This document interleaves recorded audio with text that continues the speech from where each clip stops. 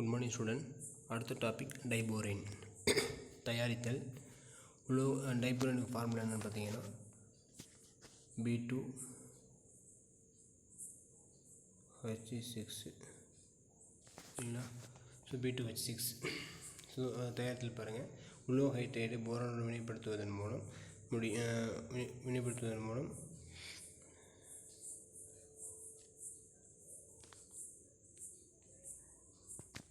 Diborane தயாரிக்கப்படுகிறது. உலோக ஹைட்ரைடை போரானுடன் வினைப்படுத்துவதன் மூலம் டைபோரேன் தயாரிக்க முடியும்.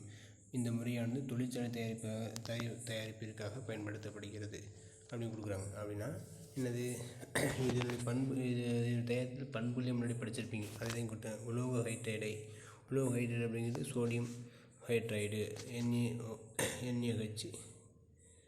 உலோக ஹைட்ரைடை போரானுடன் வினைப்படுத்தும் போது அப்படின்னா இந்த 2BF3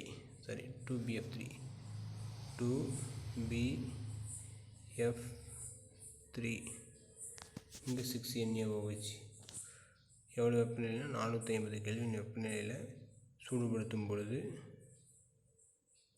உங்களுக்கு டைபோரேன் உருவாகுது அப்படிங்கிறாங்க. B2H6 ப்ளஸ்ஸு இதற்கு 6NaF சோடியம் ஃப்ளூரைடு உருவாகுது அப்படிங்கிறாங்க.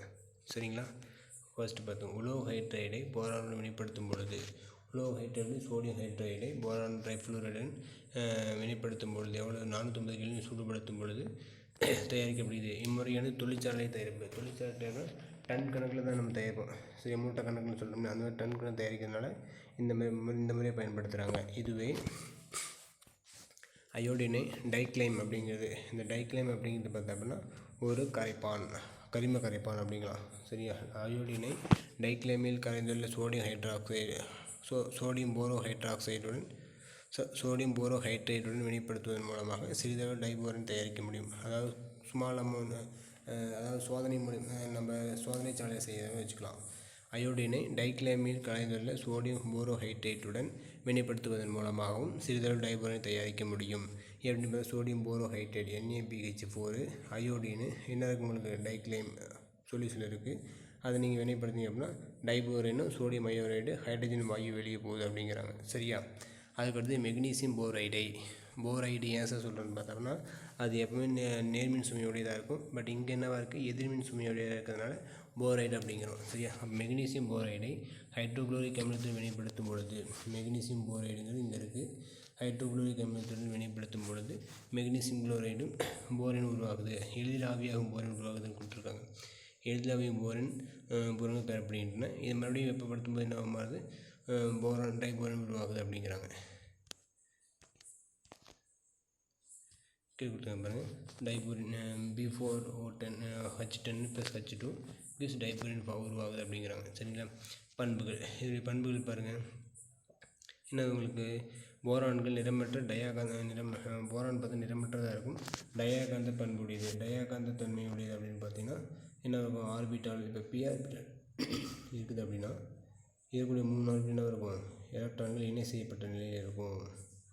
தனித்த எலக்ட்ரான்கள் இருக்காது, இணை செய்யப்பட்ட எலக்ட்ரான்கள் இருக்கும். அதாவது உங்களுக்கு டயாகாந்த தன்மையுடையது அப்படிங்கிறாங்க. டயாகாந்த தன்மை கொண்ட சேர்மங்கள் ஆகும்.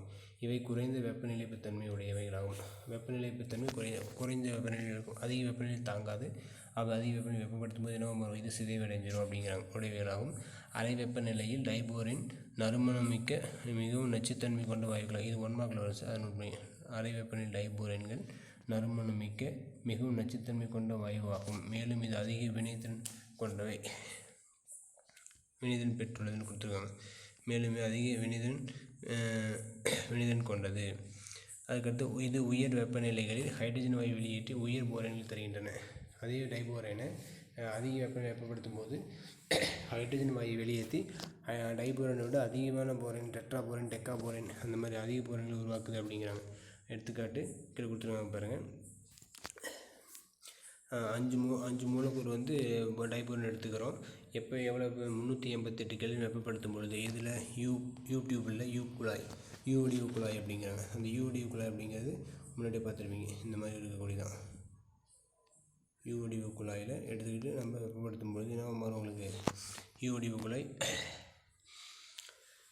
388 கிலோ வெப்பப்படுத்துகிறோம். அப்போ என்ன இருக்குது, பென்டாபோரின் உருவாகுது. B5H11 4 ஹைட்ரஜன் வாயு வெளியேறுது அப்படிங்கிறாங்க. சரிங்களா. அதுவே 2 மூலக்கூறு எடுத்துக்கிட்டிங்க அப்படின்னா, எடுத்துக்கிட்டு 198 373 கிலோ வெப்பப்படுத்தும் போது டெட்ராபோரின் B4H10 ஹைட்ரஜன் வாயு வெளியேறுது. அப்போ ஹைட்ரஜன் வாயுடைய எண்ணிக்கையை பார்த்துக்கோங்க. இதில் 4 ஹைட்ரஜன் வாயு வெளிப்போகுது, இதில் வந்து 1 ஹைட்ரஜன் தான் வெளிப்போகுது. அதே 5 மூலக்கூறு டைபோரன் எடுத்துக்கிட்டு 373 கெல்வின் மூடப்பட்ட குழாய் அப்படின்னா சீல் வைக்கப்பட்டுன்னு சொல்லி இல்லையா, திறக்கவும் முடியாது, மறுபடியும் இந்த அமிலம் சேர்க்கவும் முடியாது, வெளியெடுக்கவும் முடியாது.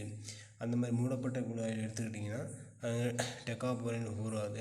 B10H14 8 மூலக்கூறு வந்து உங்களுக்கு ஹைட்ரஜன் வாயு வெளியேறுது. அதே 5 மூலக்கூறு டைபோரன் எடுத்துக்கிட்டு 473 523 கிலோ வெப்பப்படுத்தும் போது B5H9 ப்ளஸ் 6 மூலக்கூறு 6 மூலக்கூறு ஹைட்ரஜன் வாயு வெளியே போகுது. அதே 10 மூலக்கூறு எடுத்துக்கிட்டு 523 கிலோ வெப்பப்படுத்தும் போது பென்டாபோரின் ஃபார்ம் ஆகுது. பென்டாபோரின் B5H9 அண்ட் B5H10 11 மூலக்கூறு வந்து 11 மூலக்கூறு ஹைட்ரஜன் வாயு வெளியே போகுது அப்படிங்கிறாங்க. அதுவே செஞ்சூட்டு வெப்பநிலையில், அதாவது அந்த டியூப் வந்து சிவப்பு நிறமாக வர வரைக்கும் வெப்பப்படுத்தும் போது பார்த்திங்கன்னா போரானும் ஹைட்ரஜன் வாயு சிதைவடைந்து ஹைட்ரஜன் வாயு போரான் தனியாக உருவாது அப்படிங்கிறாங்க. டைபோரேன் நீர் மற்றும் காரங்கள் விளைவிது. இப்போ நீருடன் அப்படின்னா என்ன இருக்கும், H2O.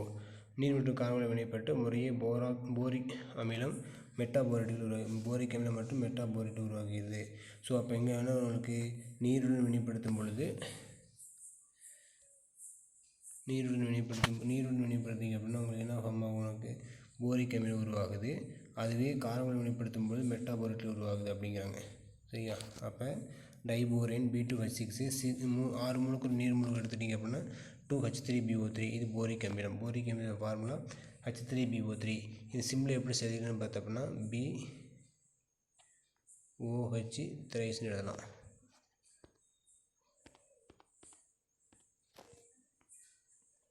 BOH thrice OH thrice உருவாகுதுங்கிறாங்க. சரியா. இப்படி எழுதலாம், அதில் H3BO3 எழுதலாம். 6 மூலக்கூறு ஹைட்ரஜன் வெளியே போகுது. அதுவே சோடியம் காரங்களை வினைப்படுத்தும் பொழுது காரங்கள் வந்து சோடியம் ஹைட்ராக்சைடு என்னென்ன நீர்மணியில் எடுத்துக்கிறோம். நீர்மணியில் எடுக்கும்போது பார்த்தோன்னா B2H6 2 மூலக்கூறு சோடியம் ஹைட்ராக்சைடு வினைப்படுத்தும் போது பார்த்தீங்கன்னா சோடியம் போரேட் உருவாகுது. NaBO2 உருவாகுது. 6 மூலக்கூறு நீர் ஹைட்ரஜன் வாயு வெளியே போகுது அப்படிங்கிறாங்க. சரிங்களா. அதுக்கடுத்து காற்றுடன் வினை. அறை வெப்பநிலையில் தூய நிலையில் டைபோரேன் காற்று அல்லது ஆக்சிஜன் வினைபுரியவில்லை. சரியா. அறை வெப்பநிலை, அதாவது அறை வெப்பநிலையில் பார்த்திங்க அப்படின்னா தூய நிலையில் போரேன் வந்து காற்றோட வினைபுரிவது கிடையாது அப்படிங்கிறாங்க. இதை பார்த்துக்கோங்க. தூய நிலையில் உள்ள டைபோரேன் காற்று அல்லது ஆக்சிஜனுடன் வினைபுரிவதில்லை.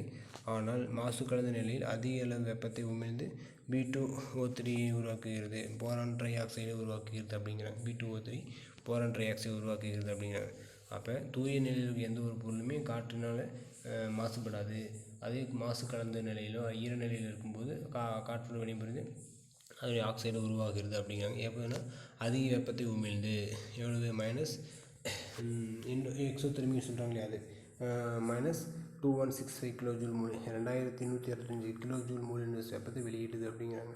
சரி. அடுத்து டைபோரேன் மெத்தில் ஆல்கஹால் வினைப்பட்டு ட்ரைமெத்தில் போரேட்டை தருகிறது. இது ஒரு சோதனையாக இருக்கும். உங்களுக்கு 1 மார்க் 2 மார்க் கேட்பாங்க. டைபோரேன் மெத்தில் ஆல்கஹால் வினைபுரிந்து மெத்தில் போரேட் உருவாகி எவ்வாறு தருகிறது, அதாவது மெத்தில் போரேட் எவ்வாறு தயாரிக்கப்படுகிறது உருவாக்கப்படுதுன்னு கொடுக்கலாம். சரி. அப்படி கொடுக்கும்போது பார்த்திங்கன்னா டைபோரேன் 6 மூலக்கூறு மெத்தில் ஆல்கஹால் எடுத்துக்கிறோம், மெத்தில் போரேட் உருவாகுது. ஸோ இது ஒரு முக்கியமான கொஸ்டின், இதை பார்த்துக்கோங்க. சரிங்களா. அதுக்கடுத்து ஹைட்ரோபோரேஷன்.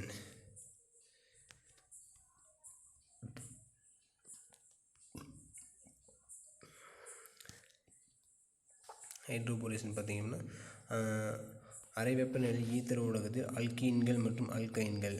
அது அல்கீன் அல்கீன் அப்படிங்கிறது R CH double bond CH ஆறுன்னு சொல்லலாம். சரியா? அதுவே அல்கைன் அப்படிங்கிறது ஆறு சி ட்ரிபிள் பாண்டு சி ஆறு. இது அல்கைன். முப்பிணைப்பு இரட்டை பிணைப்பு இருக்கக்கூடியது. அல்கீன்கள் அப்படின்னு இரட்டை பிணைப்புடையது, அல்கைன்கள் அப்படின்னு முப்பிணைப்பு உடையக்கூடியது. போரான் சேர்க்கை வினைக்கு உட்படுகிறது. இவ்வினை ஹைட்ரோபோரேட்டன் என்று அழைக்கப்படுகிறது. சரியா? ஹைட்ரோபோரேஷன் அப்படிங்கிறது போரானேற்றம் அப்படிங்கிறது அறை வெப்பநிலையில் ஈத்தர் கரைசலில் உள்ள அல்கீன் அல்லது அல்கைன்களுடன் போரேன் சேர்க்கை வினைக்கு உட்படுகிறது. இவ்வினை ஹைட்ரோபோரேட்டம் என்று அழைக்கப்படுகிறது. தொகுப்பு கரிம வேதியியலில் குறிப்பாக எதிர் மார்கானிக்கோ சேர்க்கை வினை இது அதிக பயன்படுகிறது. மார்கானிக்கோ விதி நம்ம 11ஆவதுல 6 கரிம வேதியில் படிச்சிருப்போம். அதுக்கு அது எதிர் மார்கானிக்கோ அங்கே படிச்சிருப்போம். அதுக்கு அதிகமாக பயன்படுது அப்படிங்கிறாங்க.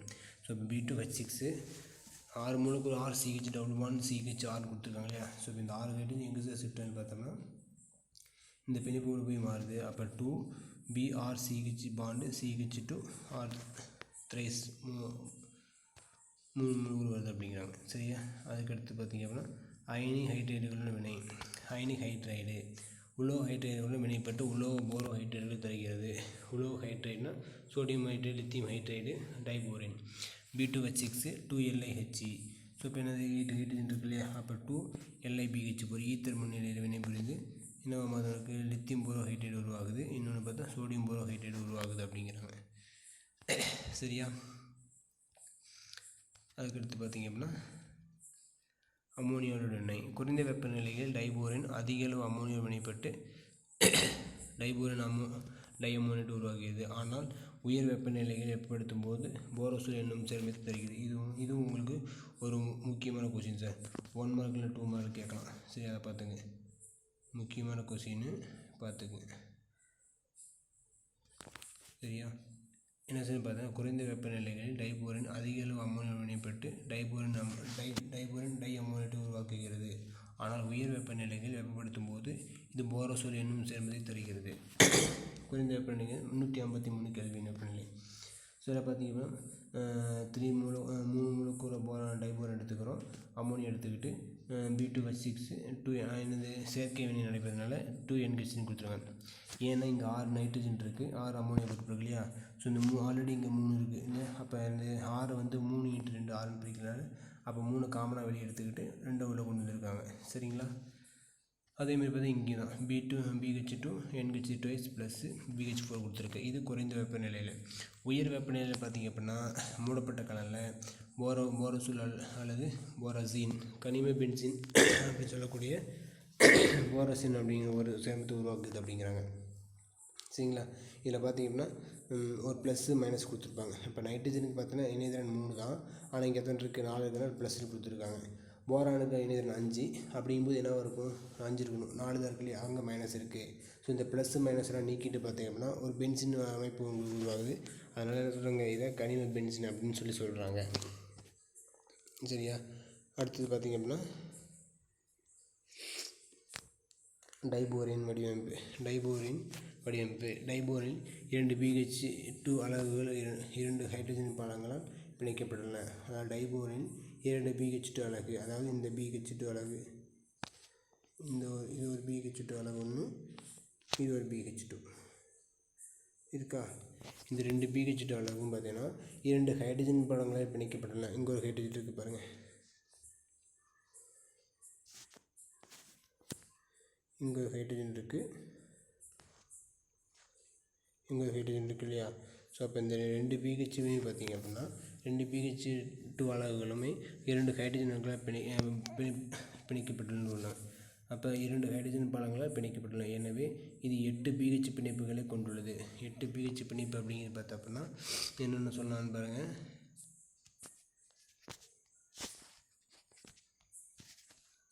ஒன்று 2 3 4 5 6 7 8 BH பிணைப்பு இருக்குது அப்படிங்கிறாங்க. இது 8 pH பிணைப்புகளை கொண்டுள்ளது. எனினும் டைபோரேன் 12 இணைந்த எலக்ட்ரானை மட்டுமே கொண்டுள்ளது. அதாவது சகப்பிணைப்பு என்ன அப்படின்னா சமமாக 2 எலக்ட்ரான்கள் இருக்கும் இல்லையா. அப்போ 8 pH பிணைப்புக்கு நமக்கு எத்தனை எலக்ட்ரான் தேவை? 16 எலக்ட்ரான் தேவை. ஆனால் இங்கே இருக்கக்கூடிய எவ்வளோ தான் இருக்குது? 12 எலக்ட்ரான் தான் இருக்குது.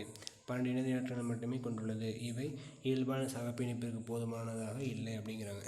இப்போ இயல்பான சகப்பிணைப்பு எத்தனை நமக்கு 16 எலக்ட்ரான் வேணும். ஆனால் இங்கே இருக்கிறது 12 எலக்ட்ரான் தான் இருக்குது. அதுக்கு என்ன காரணம் கீழே கொடுக்குறாங்க பாருங்கள். இதில் காணப்படும் 4 முனைய pH பிணைப்புகள் இயல்பான சகப்பிணைப்புகளாகும். 4 முனைய pH பிணைப்பு அப்படிங்கிறது எங்கள் சார் இதுதான் சார். 1 2 3 4 4 முனைய pH பிணைப்பு இருக்கிறதுனால இது நார்மலாக இருக்கக்கூடிய சகப்பிணைப்பு அப்படிங்கிறாங்க. ஆனால் இடையில் இருக்கக்கூடிய BHB பிணைப்பு இருக்கு இல்லையா, 2 இருக்குது பாருங்கள். இங்கே ஒரு BHB பிணைப்பு இருக்குது, இங்கே ஒரு BHB பிணைப்பு இருக்கு இல்லையா.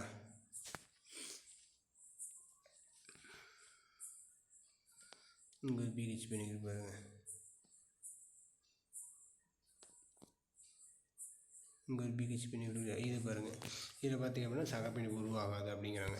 அதுதான் கீழே கொடுத்துருப்பாங்க பாருங்கள்.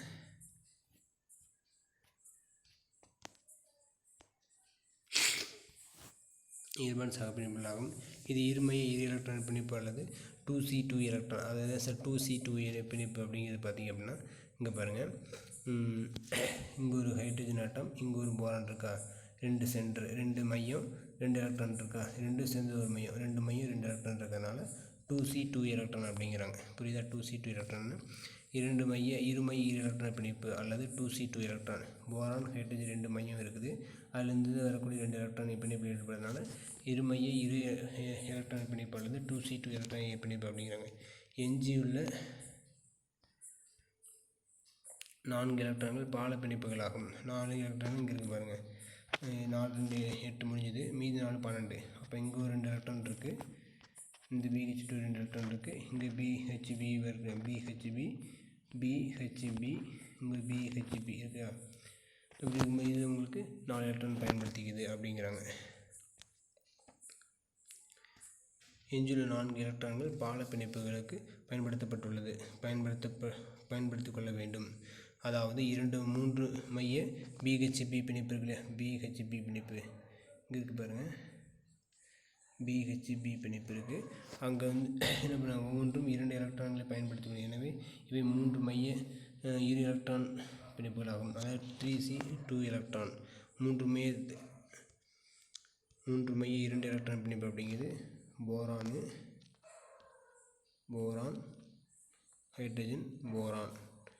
இங்கே 3 மையத்தில் எத்தனை எலக்ட்ரான் தான் இருக்குது உங்களுக்கு? 2 எலக்ட்ரான் மட்டும்தான் இருக்குது. அதாவது 3 மைய 2 எலக்ட்ரான் பிணைப்புகளாக உங்களுக்கு கொடுத்துருக்காங்க. சரியா? இவை 3 மைய இரு எலக்ட்ரான், அதாவது 3C2 எலக்ட்ரான் பிணைப்புகளாகும். படத்தில் காமிச்சிருக்காங்க. பிணைப்பு பாலங்களில் படத்தில் காட்டியுள்ளவாறு பிணைப்பு பாலங்களில் ஹைட்ரஜன் அணுக்கள் ஒரே தளத்தில் அமைகின்றன. டைபோரேனில் போரான் அணுவானது sp3 இனக்கலப்பில் உள்ளது. 4 sp3 இனக்கலப்பு ஆர்பிட்டால்களில் 3 ஆர்பிட்டால்கள் ஒற்றை எலக்ட்ரான்களை கொண்டுள்ளன. 4ஆம் ஆர்பிட்டால் காலியாக உள்ளது. அதாவது இப்போ போரானுக்கு எலக்ட்ரான் அமைப்பு பார்த்திங்க அப்படின்னா போரான் அணியன் 5 எலக்ட்ரான் அமைப்பு 1s2 2s2 2p1 வரும் இல்லையா. ஸோ வெளிக்கூட்டு எலக்ட்ரான் அமைப்பு 2s 2, இங்கே 2p1 மட்டும்தான் இல்லையா, 2p1. இப்போ இங்கேனா நமக்கு இங்கே இருக்கக்கூடிய 2s ஆர்பிட்டால் எங்கே வருதுன்னா 2p ஆர்பிட்டாலுக்கு வரும்போது என்னவா மாறும்? எஸ்ஸில் 1 இருக்கும், பியில் 2 இருக்குமா, 1 2 இருக்கும். அதையும் கொடுத்துருவாங்க. 4 sp3 இனக்கலப்பு ஆர்பிட்டால்கள் 3 ஆர்பிட்டால்கள் எலக்ட்ரான்களை கொண்டுள்ளன. 3 ஆர்பிட்டால் எலக்ட்ரான் இருக்கும். 4ஆம் ஆர்பிட்டால் காலியாக உள்ளன. 4ஆவது தான் உங்களுக்கு காலியாக உள்ளது அப்படின்னு சொல்லியிருக்காங்க. சரியா? ஸோ பேரை பாருங்கள். 3 ஆர்பிட்டால்கள் ஒற்றை எலக்ட்ரான்கள் கொண்டுள்ளன. 4ஆம் ஆர்பிட்டால் காலியாக உள்ளது. ஒவ்வொரு போரான் அணுவிலிருந்தும் 2 பாதி நிரம்பி இனக்கலப்பு ஆர்பிட்டால்கள் 2 ஹைட்ரஜன் அணுக்களுடன் மேற்பொருந்தி 4 2C2 பிணைப்பு முனைய பிணைப்புகளை உருவாக்குகின்றன. ஸோ இப்போ 2 ஹைட்ரஜன் அணுக்களுடன் மேற்பொருந்தி 2 பாதி நிரம்பிய இனக்கலப்பு ஆர்பிட்டால்கள் இருக்கு இல்லையா, எஸ்ஸில் 1 பியில் 1 இருக்கு இல்லையா, அப்படிலாம் பியில் 1 இருக்கு இல்லையா, அது இது கூட இணையுது உங்களுக்கு போரான் கூட இணையுது. ஹைட்ரஜன் இருக்கக்கூடிய 1s எலக்ட்ரான் கூட இணைந்து 2s2 எலக்ட்ரான் முனையை உருவாக்குகின்றன. இந்நிலையில் ஒவ்வொரு போரான் அணுவிலும் ஒரு காலி ஆர்பிட்டாலும் ஒரு பாதி நிரம்பிய இனக்கலப்பு ஆர்பிட்டாலும் காணப்படுகின்றன.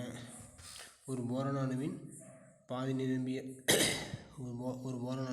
நிரம்பிய இனக்கலப்பு ஆர்பிட்டாலும் மற்றொரு போரான் அணுவின் காலியாக உள்ள இனக்கலப்பு ஆர்பிட்டாலும் ஹைட்ரஜன் அணுவின் பாதி நிரம்பிய 1s ஆர்பிட்டாலும் ஒன்றோடு ஒன்று மேற்கொண்டதால் BHP பிணைப்பு உருவாகுது அப்படிங்க. அதாவது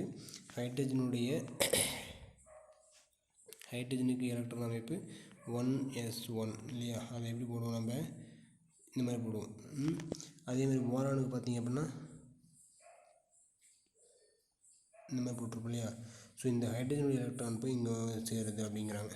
1s ஆர்பிட்டாலும் ஹைட்ரஜன் 1s ஆர்பிட்டாலும் ஒன்றொன்று போரானுடைய பாதி நிரம்பிய ஒன்றொன்று மேற்பொருந்தி பிணைப்பு உருவாகுது அப்படின்னு சொல்லி கொடுத்துருக்காங்க. சரியா. அடுத்தது டைபோரேனின் பயன்கள்.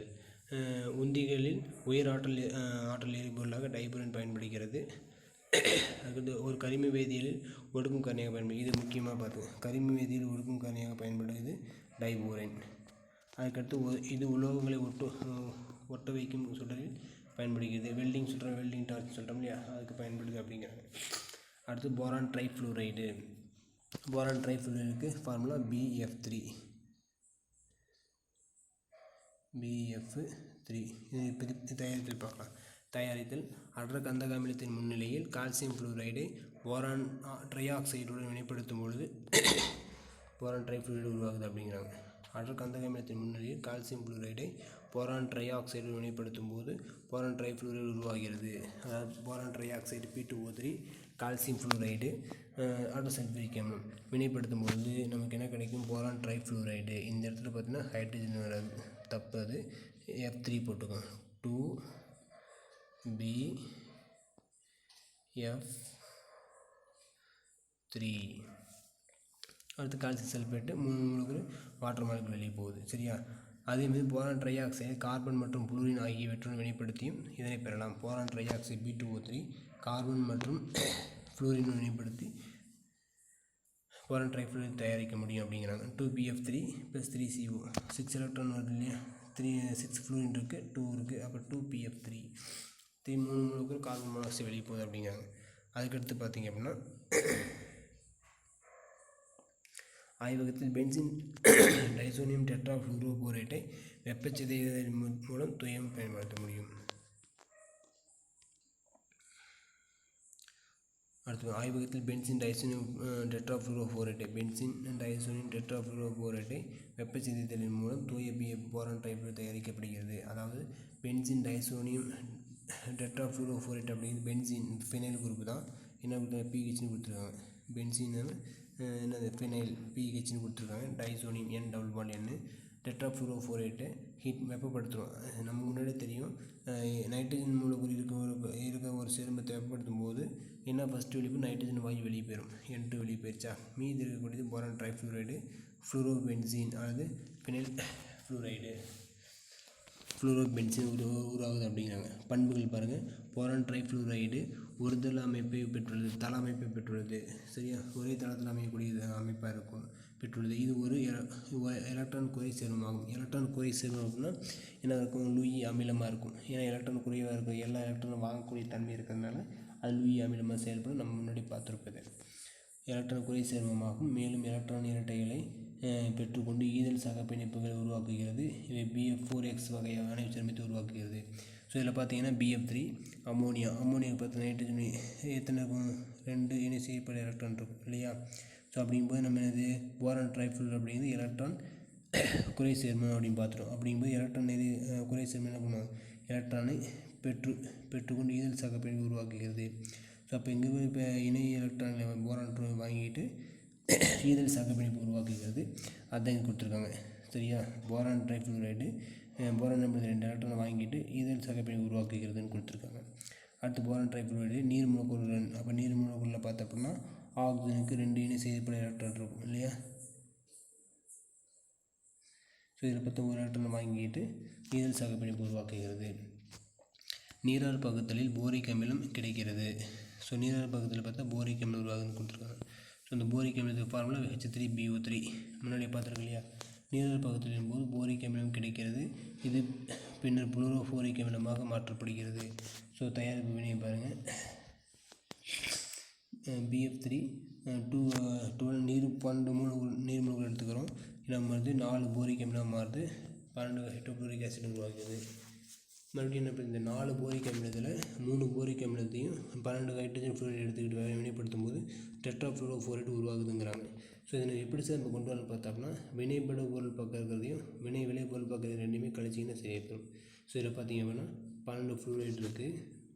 இந்த 12 ஃப்ளூரைடுக்கு இந்த 12 HF அடிச்சிடுங்க, சரியா. அதேமாதிரி இங்கே 3 போரிக் ஆசிட் இருக்குது, இங்கே 4 இருக்கா, அப்போ இது கேன்சல் பண்ணிட்டால் 1 மட்டும்தான் இருக்கும் இல்லையா. அடுத்தது 9 மூலக்கூறு நீர் மூலக்கூறு இங்கே எவ்வளோ 12 இருக்குது.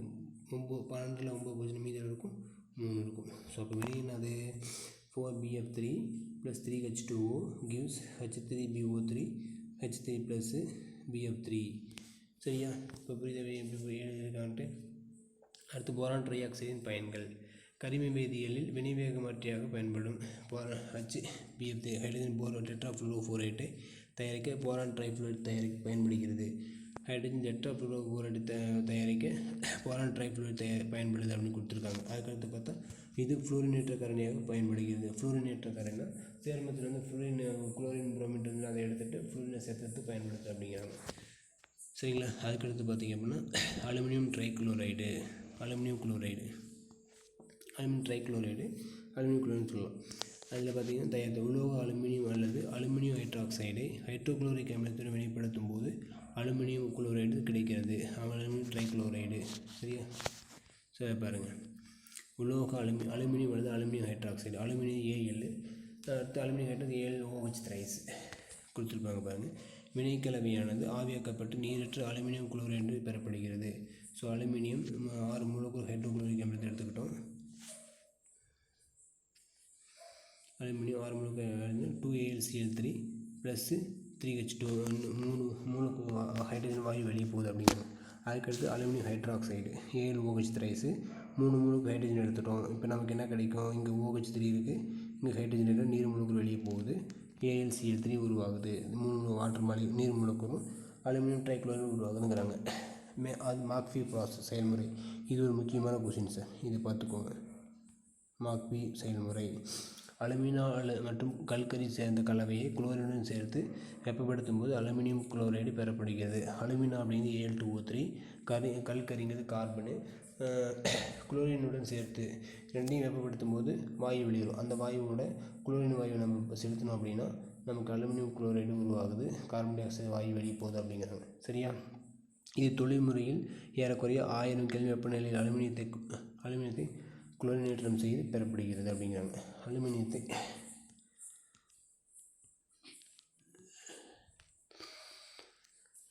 இது தொழில்முறையில் ஏறக்குறைய 1000 கெல்வின் வெப்பநிலையில் அலுமினியத்தை குளோரினேற்றம் செய்து பெறப்படுகிறது. இது அலுமினியம் அலுமினியத்தினால வெப்பப்படுத்துகிறோம். அந்த ஆவி வரும்போது அது குளோரினை செலுத்தும் போது AlCl3 உருவாகுது அப்படின்னு கொடுத்துருக்காங்க. அடுத்து பண்புகள் பாருங்கள். நீரற்ற அலுமினியம் குளோரைடு நிறமற்ற நீர் உறிஞ்சும் பொருளாகும். நிறமற்ற வடிவமாக இருக்கும், அது நீர் உறிஞ்சும் தன்மையுடையதுன்னு சொல்கிறாங்க. அலுமினியம் குளோரைடின் நீர் கரைசல் அமிலத்தன்மையுடையது. ஸோ அலுமினியம் குளோரைடு நீர் கரைசல் அமிலத்தன்மையுடையது. இது உங்களுக்கு 1 மார்க்கில் கேட்பாங்க பார்த்து. அலுமினியம் குளோரைடு நீர் கரைசல் அமிலத்தன்மையுடைய கொண்டது.